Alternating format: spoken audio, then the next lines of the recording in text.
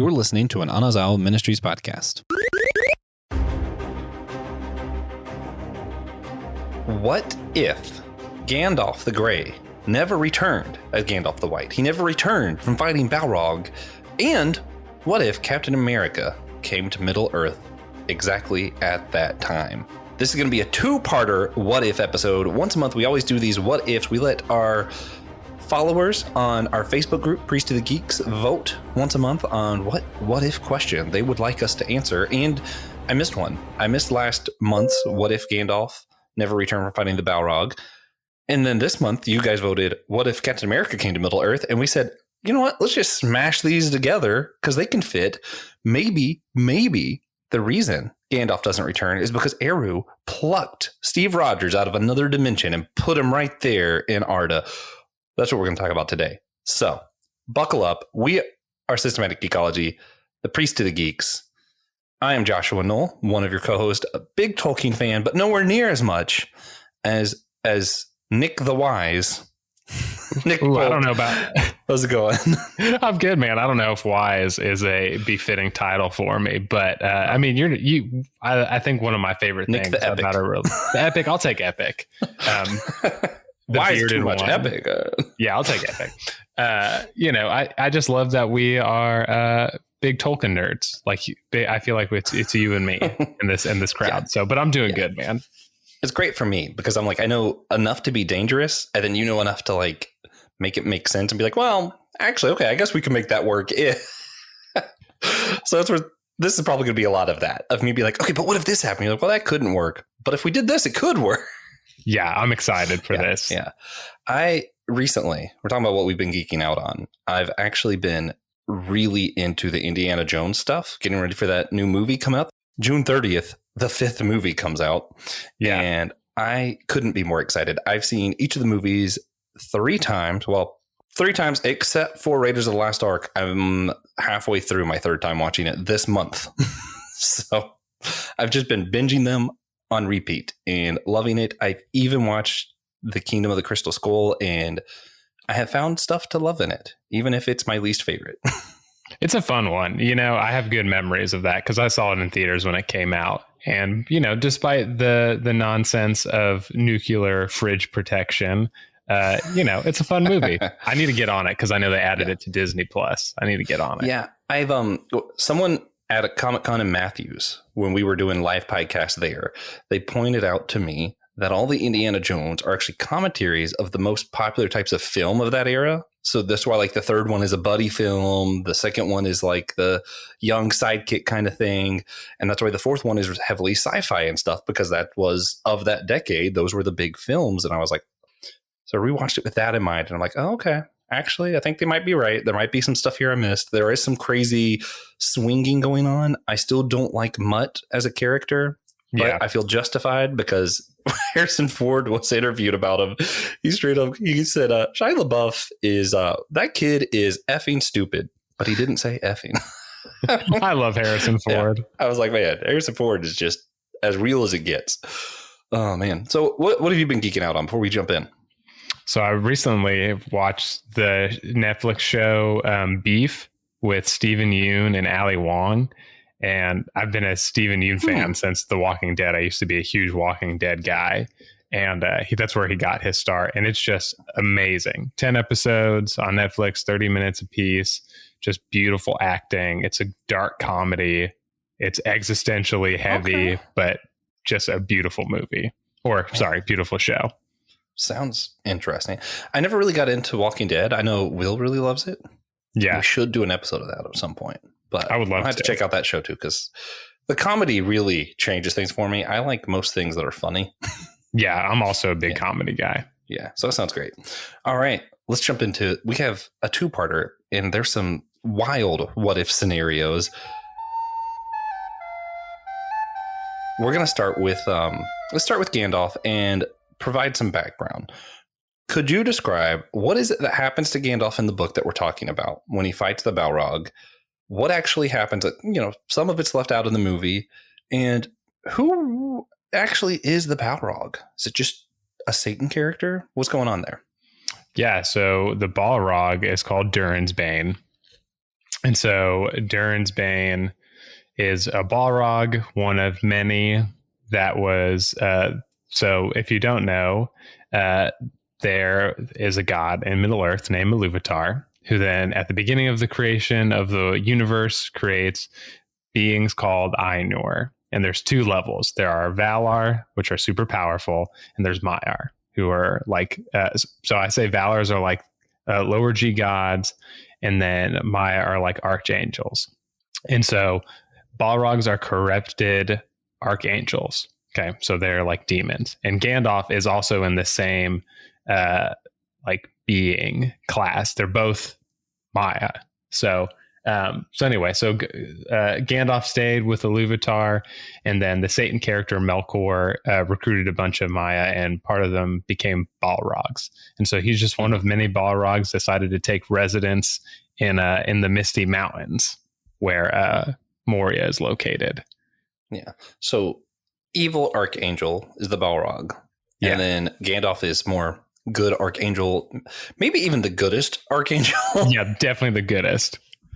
The goodest. I love Gandalf personally. As far as things go, was your first interaction with Gandalf also in the movies, or did you know about him before the movie?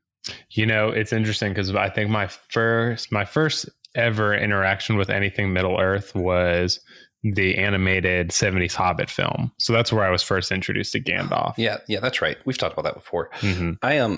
It's funny to me because I obviously I watched the movies before I read the books. Same. We've talked some about that before. Yeah, I saw these movies after Star Wars. I was a big Star Wars geek first. Yeah. And I remember just as a kid, because a lot of stuff doesn't really like click to you that everything's not revolved around you, basically, you know? Right. And I watched the first Star Wars, or what to me was the first Star Wars, which is now episode 4. So I watched Star Wars A New Hope, and I was like, yeah, Obi-Wan, this is the cool old guy. I love him. This is my favorite character. And then he dies. I was like, what the heck? So then I started watching Lord of the Rings. I'm like, oh, cool old guy. I love this guy. He's my favorite. And then he dies. Of course, he comes back in the second movie, but I was like, So that was a big thing to me for a long time, Gandalf was basically Obi-Wan, but he gets to come back. Yeah, he's not just a blue force spirit ghost. Yeah. But then when you read the book, it's like, oh, there's a lot more here. So, which I'm going to say some stuff and let you correct me if I need to be corrected. But my understanding, Gandalf and the Balrog fight for an extremely long time. Gandalf actually does die, I think, and Eru plucks him basically out of death and replaces him back. That's so right. It's not, oh, you thought he died, but he really won, which is kind of what the movie does. But it's actually more, no, he did die. He just comes back. Yeah, that's right. And part of it, so for those who've seen the movies or read the books or both, that Gandalf starts off as Gandalf the Grey.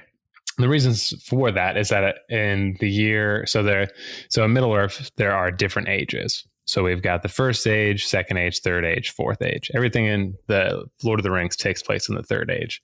So Gandalf and a bunch of wizards, including Saruman, Radagast, and then the blue wizards, they come by to organize people to fight against Sauron, essentially. And so Saruman, obviously in the movies, he becomes corrupted. He tries to trick Sauron, get the One Ring, change things. And so that's part of why Iluvatar brings him back from the dead, is that Gandalf fights with the Balrog for days and then eventually gets to the peaks of the Misty Mountains, which is just crazy, from the depths of the Misty Mountains all the way to the top. And he kills the Balrog, but then dies. And so Saruman's been corrupted. And so Iluvatar basically strips Saruman of his title and his powers through Gandalf by giving him the authority and increased power that Saruman originally had, because Saruman was basically the lead wizard before Gandalf. Yeah, so basically, Eru Iluvatar strongly believes that with great power comes great responsibility. 100%. Yeah, and I'm pretty sure Gandalf could definitely shoot some webs from his wrists. Probably also lift Thor's hammer, perhaps. No doubt. Yeah. I think this aspect is really interesting. Something that people who only watch the movie kind of miss out on. Just that whole of Saruman, he still does end up getting power, but his power ends up coming from different places after this point. So he had like Iluvatar magic and basically now gets to, I call it industrial magic almost. Like he's digging, he's tearing up the earth, he's using those things, and it's a different form of magic, which is interesting. So a lot of those people who don't like Harry Potter but like Lord of the Rings, like, well, it's because this is bad magic, this is good magic. That's not the case. Lord of the Rings, there is both good and bad magic. It's true. There are curses, there are tree magic, there's all kinds of different types of magic. I don't know them all at all, but I do just have this I do get it in the book. You even feel like the magic works different for Saruman after this point. Yeah, and Tolkien makes a distinction in a couple of his letters and things. He calls like proper magic, like the good magic, enchantments, basically. So like the elves with the rings and making Lorien beautiful, that's enchantment. And then you've got Saruman, and there a lot of Tolkien was a big language guy, and so a lot of the dialogue is also, words are very connected to magic too. And people have done papers and stuff talking about how Gandalf sounds like a lot of what politicians sounded like in Tolkien's age. And so Saruman is basically a manipulator, a liar with words. And so he's using true magic by you. So, and the reason is enchantment is like working alongside the world, and magic, as Tolkien termed it, was used as a means to an end, particularly to dominate those around them for their own means. And to make it more confusing, I feel like I remember reading in one of his letters, there's a difference between magic and witchcraft, but there's also good witchcraft and bad witchcraft. So it's like, oh, that's not even the thing. Yeah. Because wizard really wasn't popular in the culture until Tolkien, of course, just like with orcs and the spelling of dwarves and elves, because he was like, okay, witchcraft, because people were called witches, male and female. There wasn't distinguishing factors in the Middle Ages. It wasn't until later. And Tolkien obviously kind of fell into that and decided to just exclusively call the dudes wizards. Yeah. I mean, is what it is. Oh, yeah. No, I am curious though. So when we're getting to the what if stuff, we'll start with part one. What if Gandalf didn't return? So what we're saying is he strips Saruman of his title and power and gives it to Gandalf. If Gandalf doesn't return, does someone else get that title and power, or does it just vanish? Man, that's a great question. I would assume that. So another thing people talk about, Iluvatar, basically his plans are going to come to fruition no matter what. So if it wasn't Gandalf, it'd be somebody. It'd be somebody. Steve Rogers. It's 100% Steve Rogers. Yeah.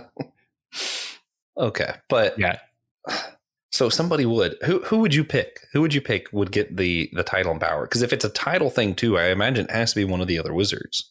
Yeah.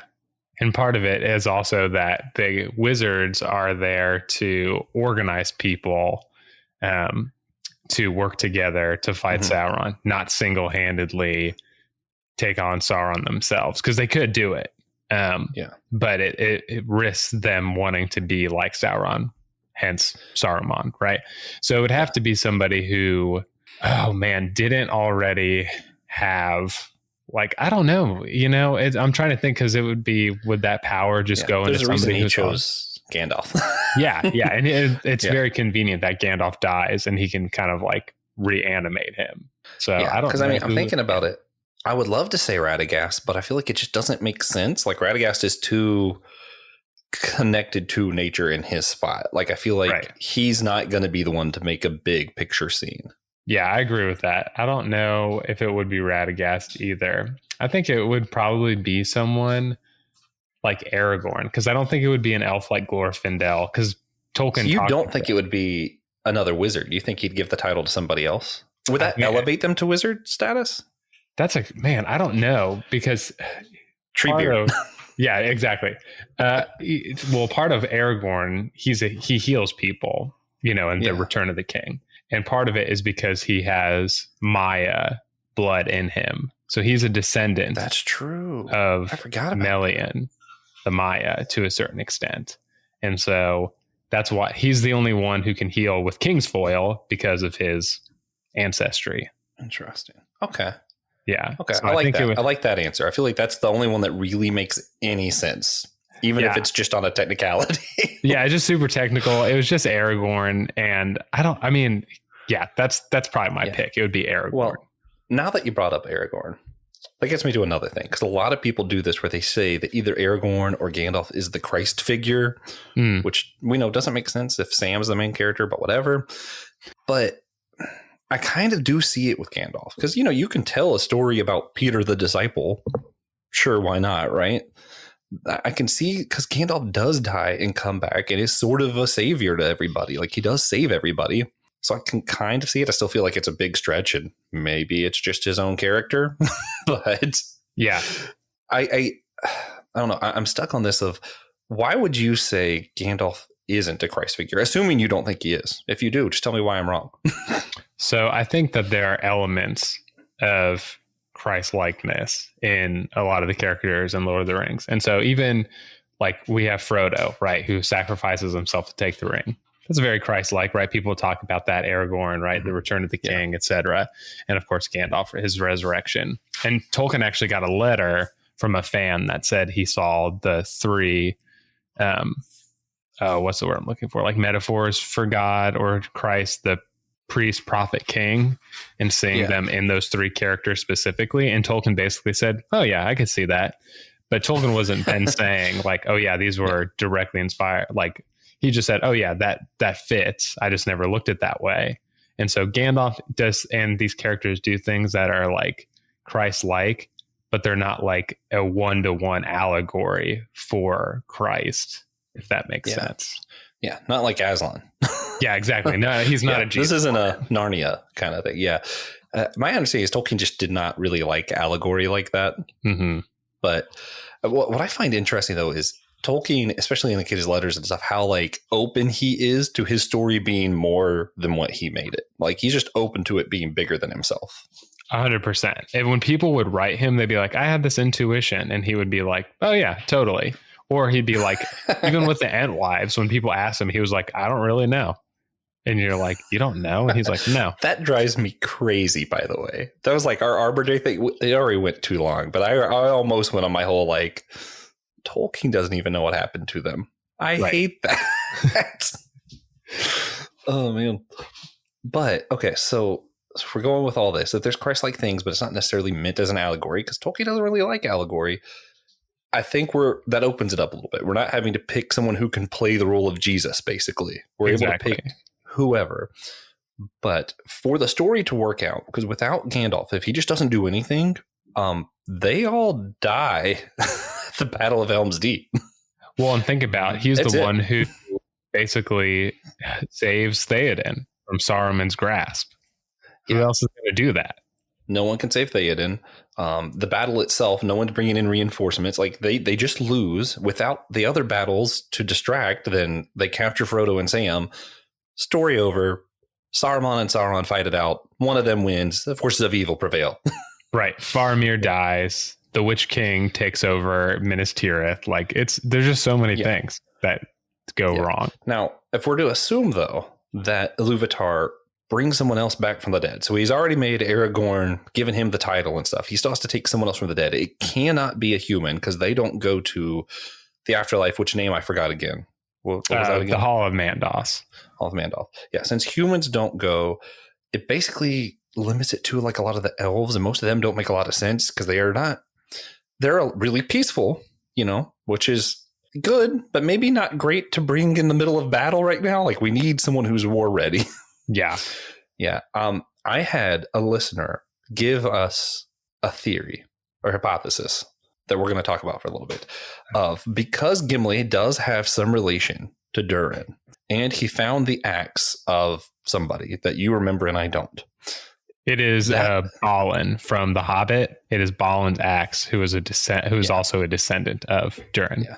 So the theory being, he could then choose to bring back Gimli, who would then be Durin the Seventh, revamping the title Durin the Deathless, because, well, he came back from the dead. So why wouldn't you just call him Durin the Deathless again? Yeah. And Gimli could end up kind of playing that figure who is war ready. He knows what to do. He could bring in the reinforcements and all of that. Maybe the reinforcements would have been the other dwarves even. That could have been interesting. How do we feel about this hypothesis? This is the thing, and this we're gonna get technical because I'm gonna get nerdy like that. Is Perfect. that Durin, in order for Durin to happen, it has to be a descendant, and they also have to be in like exact likeness to the previous incarnations of Durin, because they basically believe in a reincarnation is what happens. And so the fact that Gimli is named Gimli and is already an adult dwarf, he would then have to either Iluvatar would then have to change his entire makeup and like call him Durin the Deathless. It would have to be an entire active Iluvatar, or he would have to die and then be born as a baby and raised as Durin the Deathless. And then you've got years of, yeah, it might be too late. Issue. I like that he just redoes what he looks like when he brings it back. I mean, Gandalf the White, I mean, he did look a lot like Gandalf the Grey, but he did change his appearance when he brought him back. Yeah, so it's true. It seems possible. And that was a pure act of Iluvatar. I mean, and even too, the only human who came back from from death was Beren from Beren and Luthien in the Silmarillion, and that was only because Iluvatar was like, I'm going to break the rules a little bit, so he could do it with Gimli. Yeah, that's true. So what if he does? What if he brought Gimli back as Durin the Deathless again? What changes as far as like the story, where instead of Gandalf doing all of what Gandalf did, Durin the Deathless, aka Gimli, does some of those same things? What would change? So that, man, now we're thinking of it. Like we had talked a little bit about, Josh and I had talked a little bit about this off screen before we were recording, but it would really change the trajectory of the history of Middle Earth entirely, because Tolkien saw Middle Earth as connected to our own world as a world in decline. And so elves fade and dwarves fade because they're kind of these mythical, kind of humanoid species, right? In traditional folklore.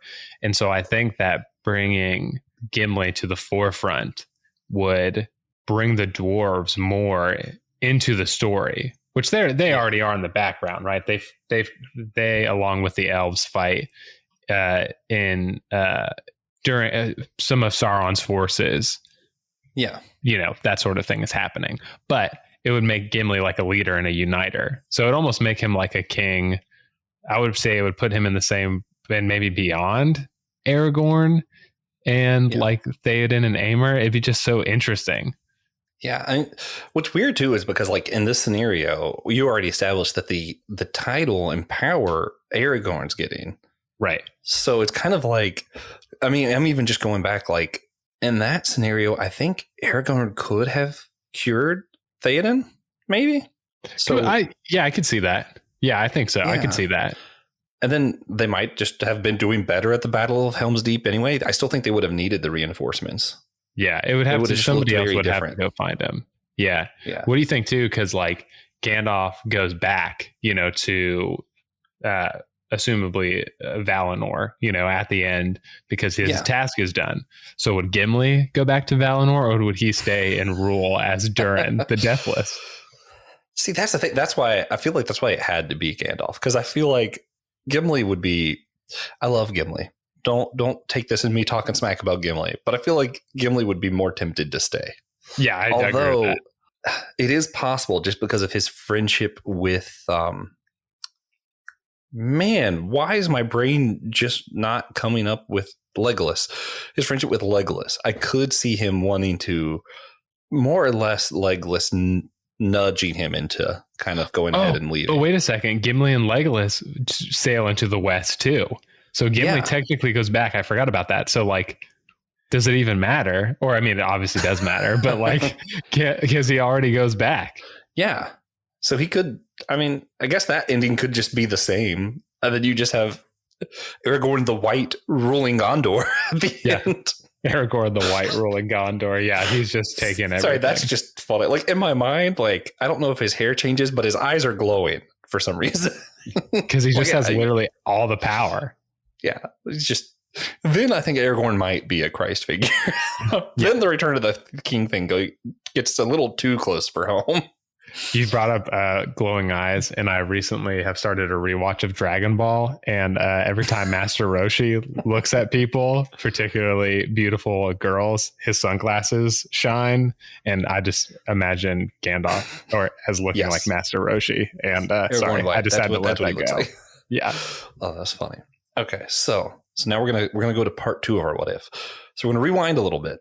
Instead of Gimli coming back as during the death list, because let's just say that Iluvatar decided that's a little bit too much of a stretch. If he's not bringing back Gandalf, he's already gave the power and title to Aragorn, or maybe he doesn't. I'll let you decide that one.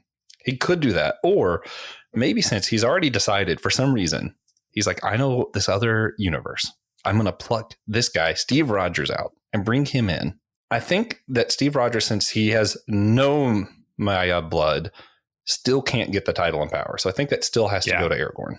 But Steve Rogers is the one that he brings back to do all of the stuff that Gandalf did, even if he doesn't have the title and power.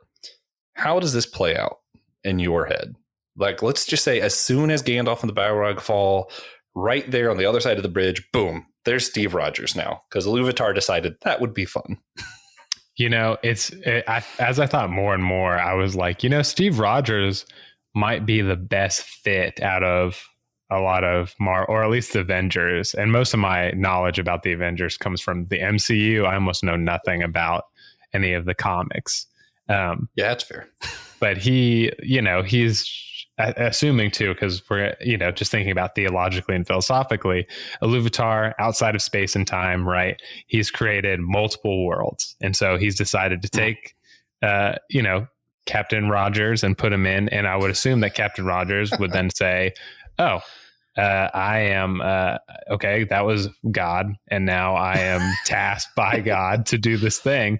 And he's all about doing the right thing. So he would just go and organize and help where he could. And I think that's what I think. Yeah, I have a lot of fun with this part. So this is the part where the first thing I ever read was a Captain America comic. Oh, nice. So this is what we're like, you have the Lord of the Rings stuff. So we're able to match this a little bit. So what people forget about Steve Rogers, when he takes the super soldier serum, it made him peak human in every way, including his mind. That makes sense. Now, he's not a man of science, though. So his intellect is war tactics. He knows how to tactic. He knows how to lead. He understands people, how to organize things. In my mind, having someone like that enter the scene, especially like in that location, because he's just there, you have Gimli and Legolas and them are just able to catch him up what's going on. And he's like, he knows all of the things laid out before him. He sees the entire war. Since a lot of the Lord of the Rings battles and stuff mimic what happened in World War I, he's seen almost the same plays played out.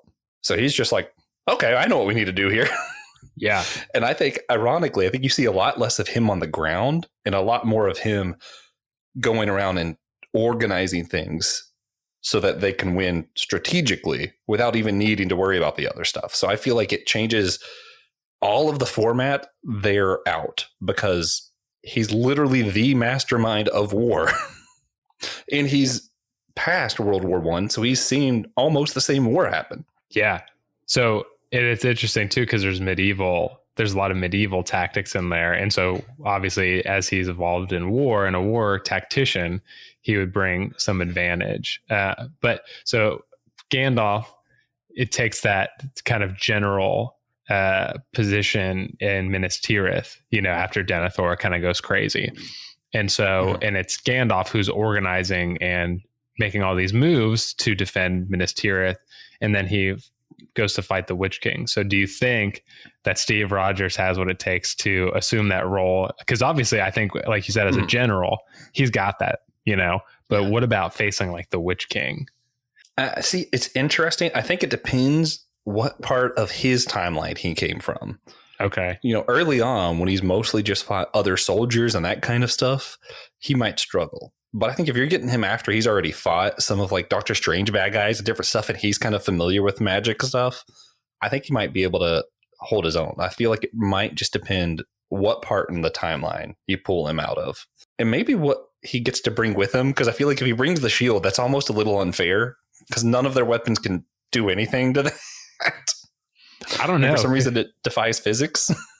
Part of it though is that because some of the magic, like the Witch King, people have talked about like the only person who probably could have taken the Witch King is Gandalf because of the inherent like black, they call it the black speech, and just how, or the black breath rather. And so there's this magical thing that basically it makes you sick from fear. And so I don't know if, besides his shield, if you think that, let's say it's later, Rogers, and say that would he have the constitution to face the black breath? See, the thing is, like, it's hard when you're dealing with magic because magic kind of defies some rules. So you got to figure out what rules are they defying. Yeah. It definitely depends who's writing. If you have like Ed Brubaker writing this for some reason, then Captain America's awesome. He could do anything. Of course he's fine. But if you have actually Tolkien writing it for some reason, I don't know. I feel like it kind of depends because a lot of good writing, especially with Tolkien, it's more of like what moral are we portraying here than just necessarily the rules. And that's why I think magic played such a cool role because it's able to just do what's necessary to progress the story in the way that needs to happen. Yeah. I think, the problem with Steve Rogers is he's just such a morally outstanding person.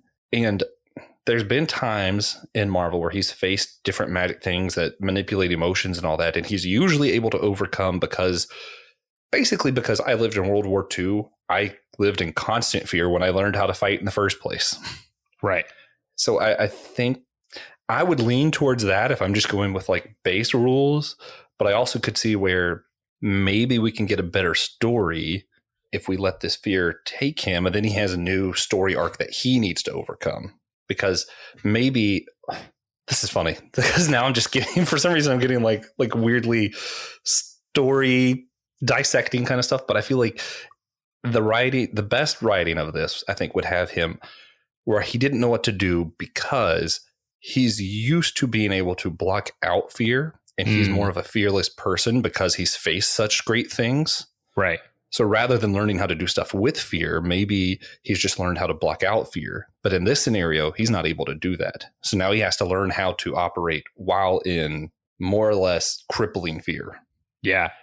Because the black breath is like an illness, basically. It infects you type of a thing rather than just kind of as an emotion that you're trying to work with your... Yeah. Interesting. Also, there is also the thing, though, of Captain America and Batman have some stuff in common. And that is going to be the whole, he has a backup plan for all of the things. So if he's facing the Witch King, he also has, Radagast or whatever other the Blue Wizards and everybody else ready to swoop in. And he might even intentionally lose because he's thought this all out 3 steps ahead where he's like, okay, if I can't win this, how do I lose in a way that allows someone else to win? Because that would be his play. Now, also, too, I'm thinking about him being equipped with his shield, and then because Gandalf comes back with the staff 2.0 too, and breaks Saruman's staff. So does Captain America also get a staff to boost his power? That's funny. Yeah, like what is he equipped with? Does he get to bring his shield? Does he have a staff? Does he get to bring his pistol? Because that could really be a game changer in this scenario. Although he would only have so many bullets. That's true.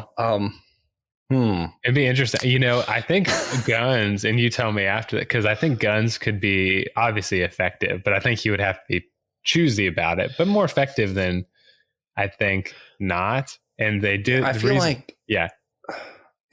like against like orcs and stuff, it might be like trying to shoot zombies.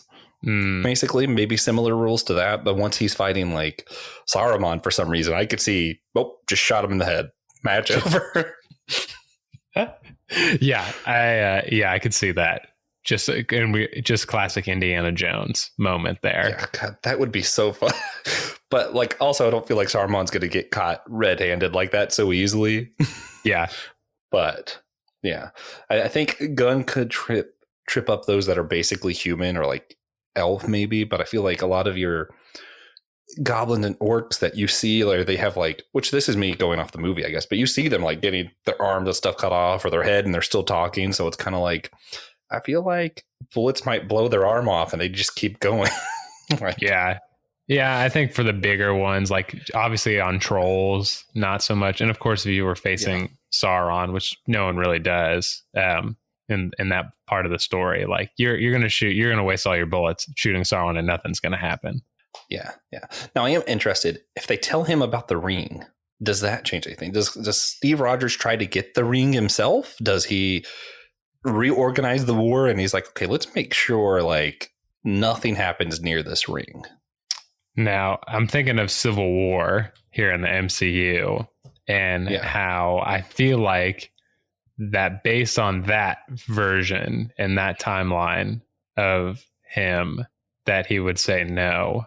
But now if we're Yeah. talking about the collaboration, like Boromir wanted to use the ring and use it with Minas Tirith and rally men to them to fight, would that be something that Captain America would do? See, I don't know. I see. I tend to think this is funny. This is one of those distinctions I would make between Cap and Spider-Man. They both have incredible willpower, but differently. Like I feel like Peter Parker might be the kind of person who's able to have the ring, have the temptation, and push through. I feel like Captain America's willpower more is making the right decisions in the first place. So I feel like he would have never even gone near the ring. Okay. He would just be like, okay, well, I'm not going to put myself in that situation at all. Yeah. And I feel like what's funny is because he's like brand new to all of this, it would be a little bit challenging, but I feel like he'd want to have the people most likely to resist somehow protecting Sam and Frodo. So he might even create a new fellowship to kind of follow behind them. I could see the new fellowship, him organizing that. And that would be its own like comic book run after the fact of like the new fellowship. I mean, they're talking about remaking the Lord of the Rings movie that's already happening. So yeah, they should call it the new fellowship. That's right, the new fellowship. Get Captain Rogers in there. Yeah. Oh man. And now I do think a lot of this changes a lot too. If when he comes into this, we're gonna ask this after the episode. I'm teasing people. If you subscribe on Captivate, you can hear our answers to this.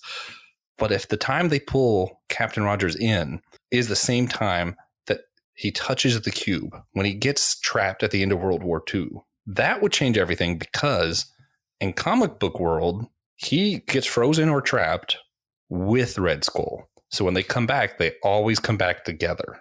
So then you would have this question of if what happened was instead of Iluvatar picking them out, they touched the space stone and it put them into a different dimension. That would then mean Red Skull and Captain Rogers are both here. And I think that changes a lot because Red Skull is also a master war tactician and he's not wanting the best things to happen. Yeah. Yeah. So that's just a teaser. It's a teaser. We'll come back to that. Yeah, I'm excited to answer that one. But as far as like Steve Rogers himself, and we talked about Spider-Man and Captain Rogers both having like different kinds of willpower. We're talking about the ring. We talked about like the reason Gandalf works when he gets the new title and all of that. Why it would have to be Aragorn. Why couldn't it be other people? We even questioned if Gimli would have the willpower to not just stay and rule. Yeah.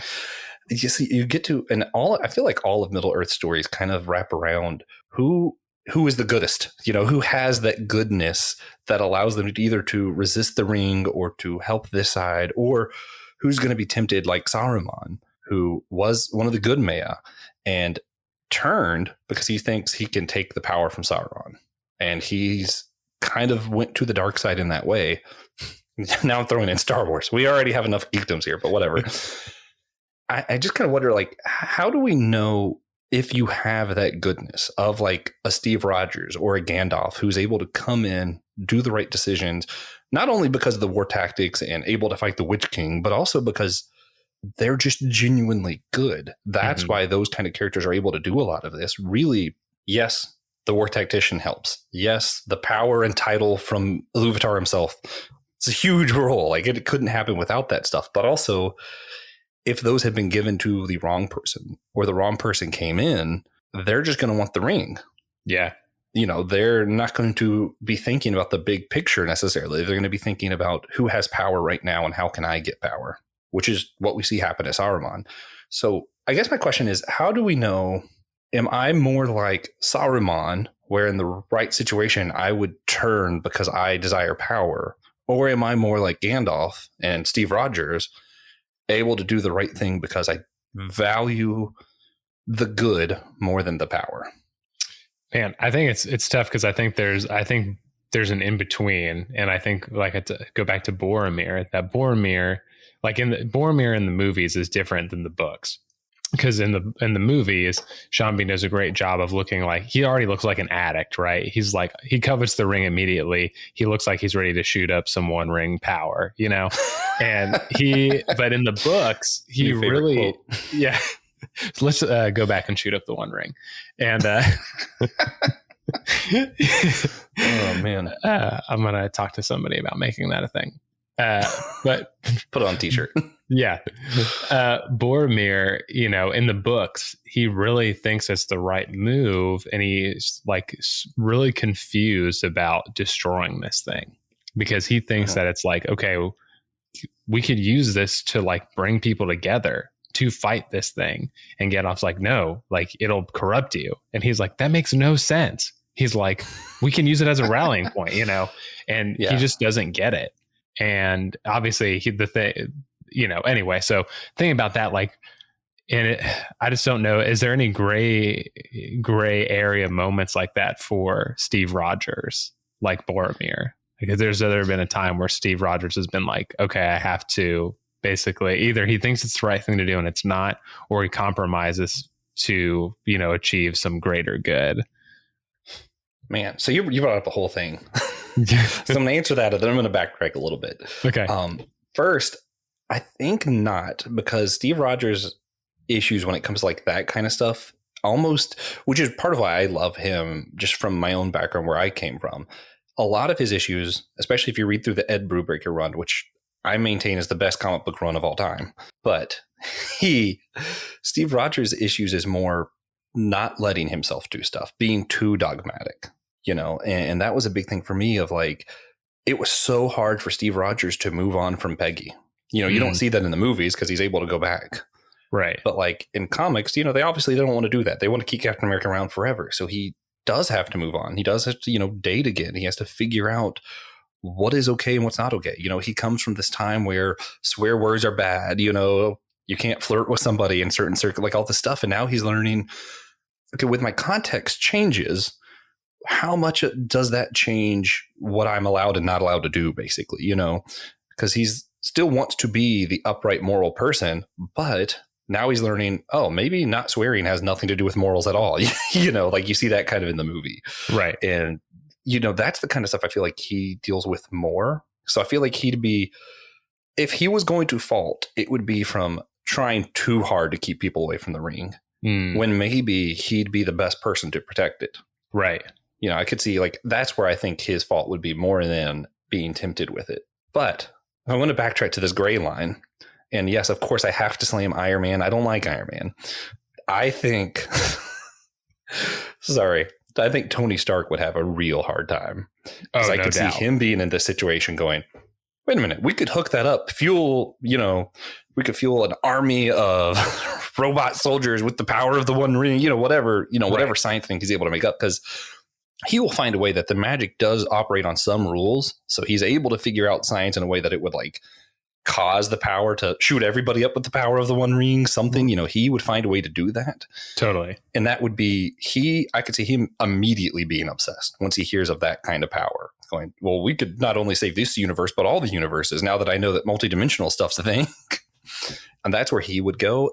And as much as I don't like Tony Stark, it's not out of a bad place. It's out of a, I want to save everybody place, It kind of gives me, it'd almost be like a Scarlet Witch type of scenario where that would be what it eventually turns into from Doctor Strange. Because, she seeks the book to, it's for her children, right? To basically be with, her children. Yeah. And so it's this thing that by itself, you're like, this isn't not noble, and it's also an object of power that ends up corrupting her and all that stuff. Yeah. So interesting. Yeah. Tony Stark, I could see that definitely happening with the One Ring. Yeah. Which is one of the big differences between Tony Stark and Doctor Strange. Not to get on a whole Marvel side tangent, I but love it. that's one of the big things. Like, they were both men of science, but just given their personalities, if the same thing happened to Tony Stark, he would have just built some kind of robot to replace his hands. But also, him with magic wouldn't be good. Yeah. And it's not because he's a bad guy. It's just because he's almost overly ambitious. Yeah. Which, hey, while we're just throwing in other geekdoms, that's also the thing with a lot of Slytherins. They're not all bad. Some of them just get overly ambitious. Right.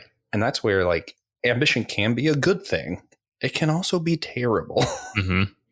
Yeah. And it's like you said, it's not even looked for. Kind of the same. It's because even in Tolkien, like, the good intentioned are not always rewarded, right? It's that classic, the road to hell's paved with good intentions. But it's true in Tolkien, just like in most places. But like you said, it would be even people who are well intended to even not be powerful, but to be like, oh, we should rally. This will be a cooperative thing that'll bring us together. And then by then you're, a frog cooked in a pot, Yeah. Yeah. And honestly, we're probably all more. Also, I love that. I love frog in the pot, but like, I feel like we're all probably more in that gray area. I feel like most of us aren't either Gandalf or Sauron. Most of us are somewhere in the middle of Boromir, Tony Stark. We're more like those guys usually. Mm-hmm. Those are like the more realistic versions of who we are. All of us might want to think that we're Captain America. Probably not, though. Do you think Saruman, was he well-intended, or was it just purely power? So I think from what I remember from what happened with Saruman was that he originally went to investigate Sauron's ring craft and how he was able to craft the One Ring. And there's I can't remember if it's like, if Tolkien wrote it in a letter or if it's in some of the volumes of the History of Middle Earth or something, that there's a line that specifically says, like, as soon as you start studying the ways of the enemy, that's when the ways of the enemy starts to basically take its toll on you and starts influencing you without your knowing. And I think that's what happened with Saruman. He was like, oh, if I just learn this ring craft, I can take on this guy. And it eventually became a pride thing. Oh, and basically exactly what would happen to Tony Stark. Yeah. Yeah. Which is funny because, again, Tony, which especially if you watch the movies, it really is, I want to protect all of the things.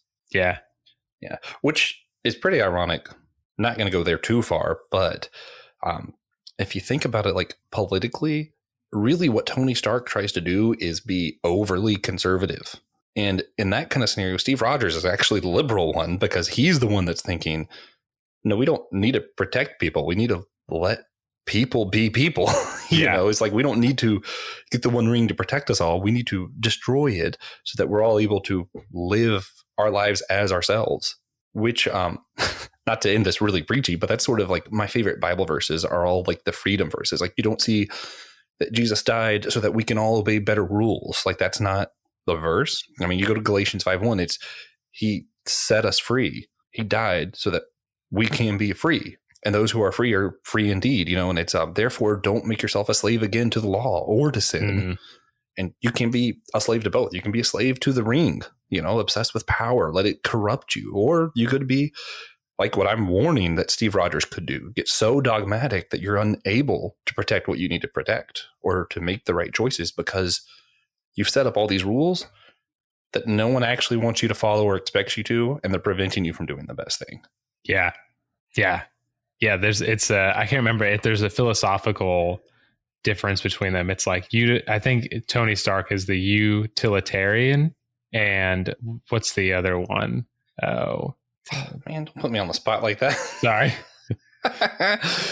And deontology is basically what Captain Rogers is, to basically let people be people.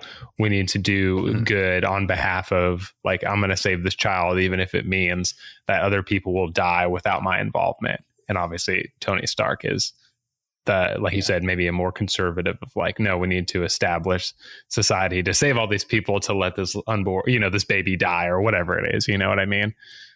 Yeah. Yeah. Yeah. I mean, basically.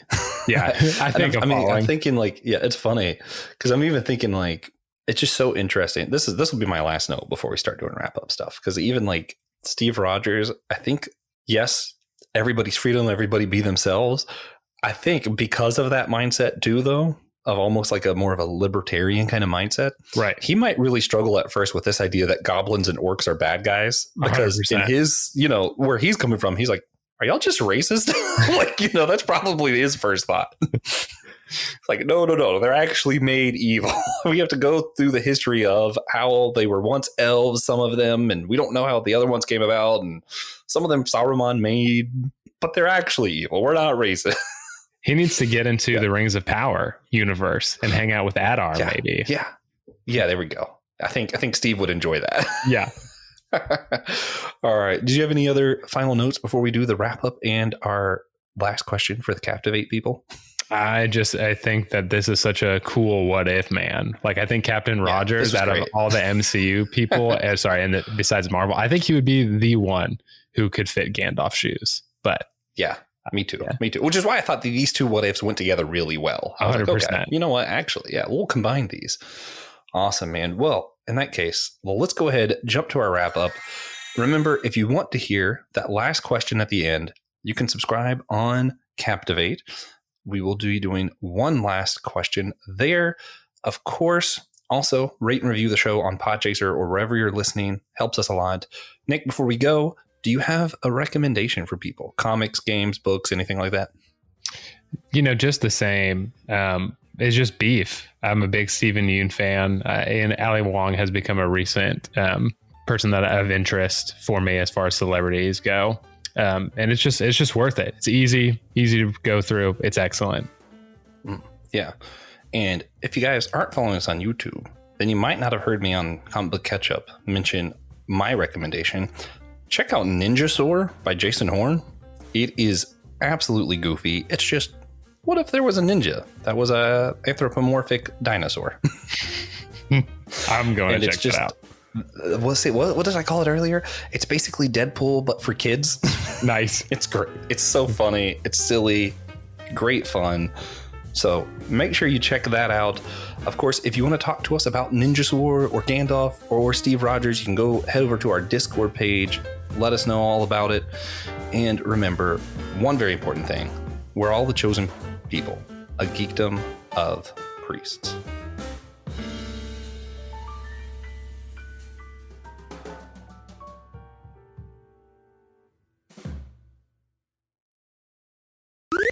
This was an Anazao Ministries podcast. If you enjoyed this show and would like to learn more about our network, be sure to check out the Anazao Ministries podcast network.